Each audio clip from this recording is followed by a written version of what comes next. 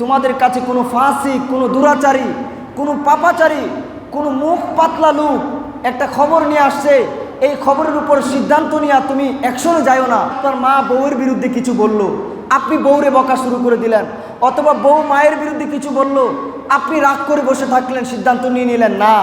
আল্লাহ বলে অবশ্যই অবশ্যই ফাতাবায়ানু, তুমি আরেকটু মাল্টিপল ইন্টারপ্রিটেশন করো, তুমি দুনো পক্ষের ডাটা কালেক্ট করার চেষ্টা করো। পরে আল্লাহ রাব্বুল আলামিন বলতেছেন, ইমানদারদের জন্য অন্যতম কিছু দায়িত্ব আছে।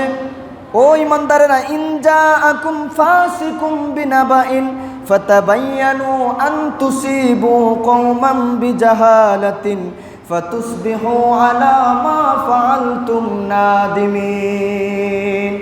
সমাজে যদি বিশৃঙ্খলা না ঘটাইতে চাও, তোমাদের কাছে কোনো ফাসিক, কোনো দুরাচারী, কোনো পাপাচারী, কোনো মুখ পাতলা লোক একটা খবর নিয়ে আসছে, এই খবরের উপর সিদ্ধান্ত নিয়ে তুমি অ্যাকশনে যাও না, ইন্টারভেনশনে যাও না, বরং তুমি মাল্টিপল ইন্টারপ্রিটেশন করার চেষ্টা করো, আরও ডাটা কালেকশন করার চেষ্টা করো, আরেকটু অবজারভেশন করার চেষ্টা করো।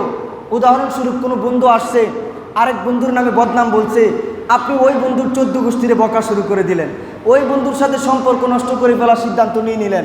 আল্লাহ বলে না না, এটা ইমানদারের বৈশিষ্ট্য না। আপনি দূর থেকে আসলেন, আসার পরে আপনার মা বউয়ের বিরুদ্ধে কিছু বলল, আপনি বউরে বকা শুরু করে দিলেন, অথবা বউ মায়ের বিরুদ্ধে কিছু বলল, আপনি রাগ করে বসে থাকলেন, সিদ্ধান্ত নিয়ে নিলেন না। আল্লাহ বলে অবশ্যই অবশ্যই ফাতাবায়ানু, তুমি আরেকটু মাল্টিপল ইন্টারপ্রিটেশন করো, তুমি দুনো পক্ষের ডাটা কালেক্ট করার চেষ্টা করো। তুমি ভালোভাবে অবজারভেশন না করে সিদ্ধান্ত নিও না। ইমানদাররা এত পাতলা হয় না, ইমানদাররা সিদ্ধান্ত নেওয়ার আগে দুনো পক্ষের কথা নেওয়ার চেষ্টা করে, যাতে কারো উপর জুলুম না হয়ে যায়, কারো উপর জুলুম না হয়ে যায়। ইমানদাররা ইনসাফকারী হয়, জোরে বলেন না সুবহানাল্লাহ। অর্থাৎ বুঝাই দিল, মার জায়গায় মা, বাবার জায়গায় বাবা, আমাদের মাথার তাজ, আমাদের কলিজার টুকরা। আবার আপনার বিবির জায়গায় বিবি, ভালোবাসার বস্তু। আপনার হুট করে সিদ্ধান্ত নিতে যায়েন না, হুট করে কোনো পক্ষরে আপনি ঘৃণা করতে যায়েন না, বরং সমাধানের চেষ্টা করেন। কারণ দেখেন এরপরের আয়াতগুলোতে আল্লাহ বলছে, ইমানদারদের বৈশিষ্ট্য হবে, ইমানদাররা চাইবে সমাধান নাকি সংঘাত। আপনি যতগুলো যুদ্ধ দেখবেন ইসলামের, বলে হুজুর যুদ্ধের দ্বারা ইসলাম আসছে, না না, এটা ভুল কথা, ভালোবাসার দ্বারা ইসলাম আসছে। যতগুলো যুদ্ধ হয়েছে, এমনকি মৌলা হুসাইনের যুদ্ধ সহ সবগুলো আগে কাফেররা, দুরাচারীরা, জালেমরা আক্রমণ করছে, ইমানদাররা প্রতিহত করার জন্য, ইমানদাররা ইসলামের অস্তিত্ব রক্ষার জন্য, তারা প্রতিহত করার জন্য। আপনি বদর যুদ্ধ দেখেন, আগে কাফেররা মক্কা থেকে মদিনার কাছে চলে আসছে, তখন রাসূল সাল্লাল্লাহু আলাইহি ওয়াসাল্লাম 313 জন আগায় গেছে। মৌলা, আচ্ছা কেউ যদি যুদ্ধে যায়, সে কি তার কলিজার টুকরা 6 মাসের শিশু সন্তানের সাথে নিয়ে যাবে?